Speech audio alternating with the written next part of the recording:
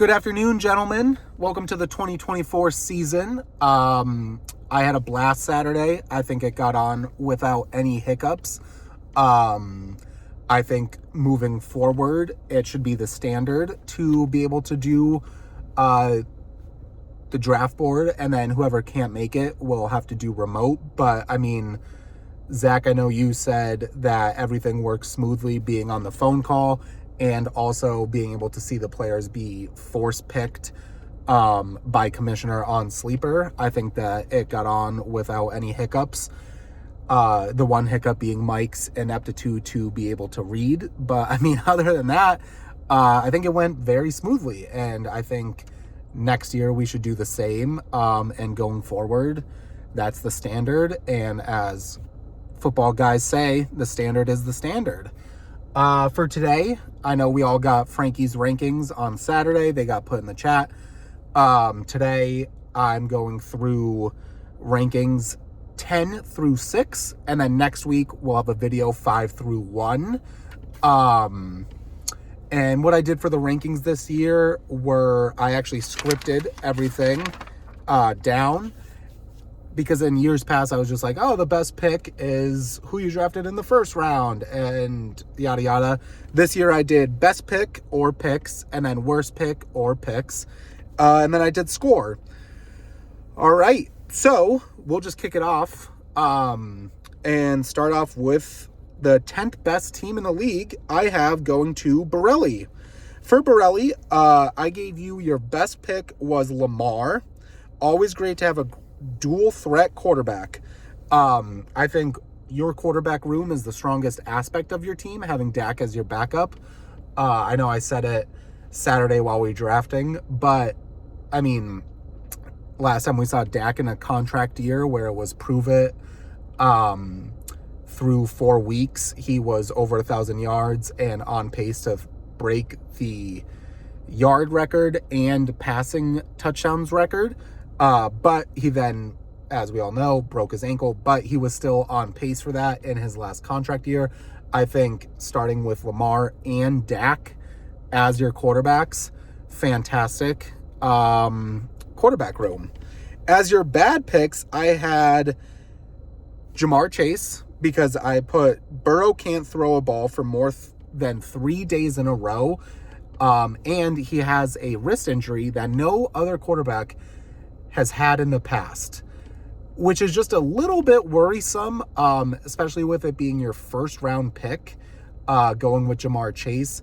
The other thing I put for Chase is, there's a lot of mouths to feed. That's why I have your second worst pick as Nico Collins. He's a fantastic wide receiver, but on that offense, there's a lot of mouths to feed.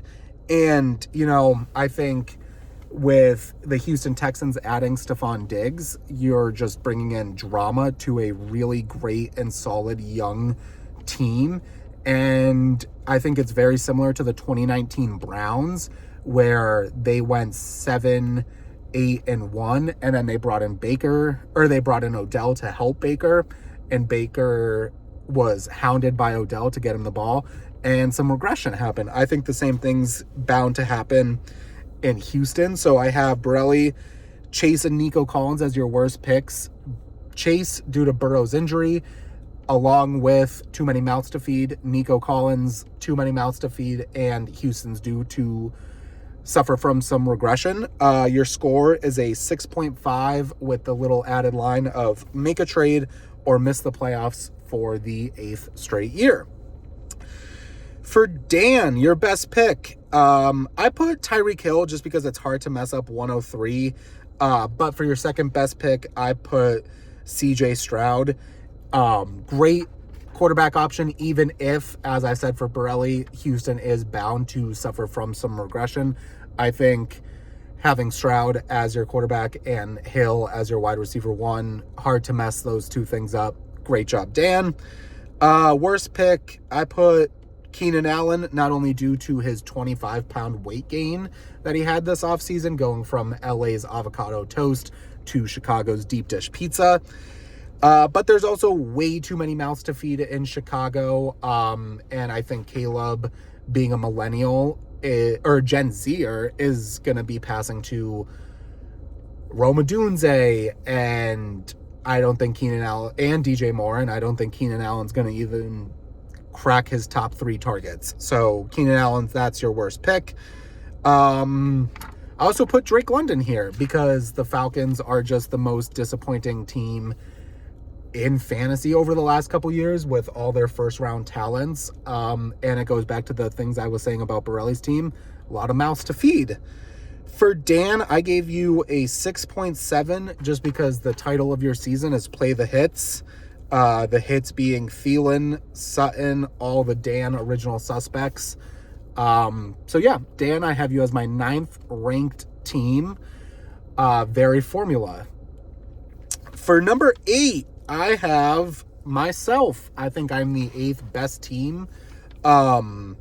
My best picks, I did Monty just because I think that if Gibbs's hamstring lingers, his injury lingers, Monty, we've seen him steal some time around the red area and get the ball in. So I think that was a great pick. I also have McBride because, other than Marvin Harrison, McBride's the number 2 in that offense. And in terms of having a relationship with Kyler, he is number 1 because he's caught balls from Kyler in the past. So that's my best pick.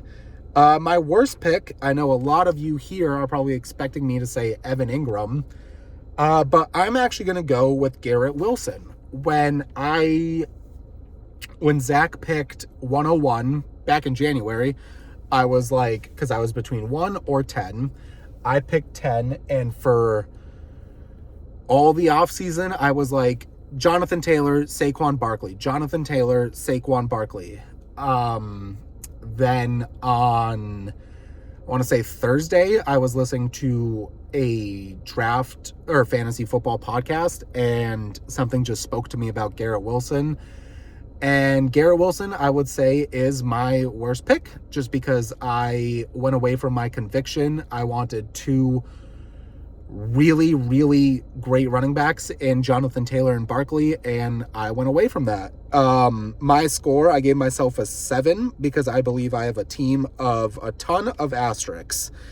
But if those asterisks don't pan out, then it's just another season from hell for me as your guys' commissioner. The 7th best team, I have Mike. Best pick, I put A-Chain because you literally took the life out of so many dudes in that room, including Borelli, Zach, and Dupe. I think with A-Chain, he has the upside to be the number 1 running back in fantasy football. And also he has the floor of just being absolutely devastating to watch each week. But I think the best pick on your team, Mike, is A-Chain because of just that ceiling. It's an amazing ceiling. For your worst picks, I put Kyle Pitts. I mean, with what I've said about Borelli and Dan with their worst picks so far in terms of too many mouths to feed. Pitts, he was touted as the best tight end prospect, picked at 104 back in 2021, and he has been nothing short of a disappointment. And there's just so many mouths to feed on that offense between London, Mooney, Bijan. I just think, it must suck to have Kyle Pitts and see going into the last 5 minutes of the fourth quarter, he has 2 catches for 8 yards. That is your worst pick.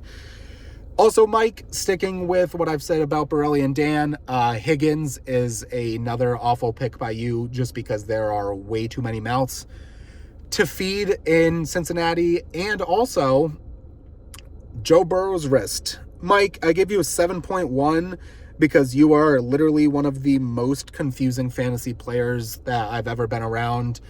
And you just love to piss away $125. And for the last team that I'll be doing in this video, team number 6, I have John. John, your best picks were I got a couple things to say here. Like, I want to say great back-to-back picks, stacking running backs in rounds 1 and 2 with Kyren and Hall. But I don't want to just sound so generic of saying, oh, you really knocked it out of the park with your round 1 and 2 picks. So I'm going to actually say your best pick is Jordan Love. I think having Jordan Love is a game changer. I think personally, the Green Bay Packers could win the NFC this year, the NFC conference, and be in the Super Bowl. And I mean, quarterbacking that team is going to be Jordan Love. So absolutely amazing pick. And in the 9th round, you can't ask for anything better. Your worst pick, I would say it's a toss-up between Diggs, the diva, who could literally implode Houston's entire success, and I think you should change your name to Houston, we have a problem, or Tony Pollard, because, I mean, we all saw him last year, highly touted guy. I think Frankie got him in the 1st or the 2nd last year, and he was nothing short of a disappointment. Tennessee doesn't have the best offensive line, and I would say by week 7, Tajay Spears is going to be taking over the workload. So I'm going to go with your worst pick is Diggs / Tony Pollard. I would say your score is a 7.3. I think you should make a trade, steal more of Ryan's picks, and you'll be golden. And just remember, boys, because that's 10 through 6, those are all the teams I'm ranking today, that if you dislike or disagree with anything I have to say, I haven't made the playoffs since 2019. So in all reality, I may not know what I'm talking about. But I went through each team, each pick, and this is what I came up with. Thanks, boys. See you in the chat.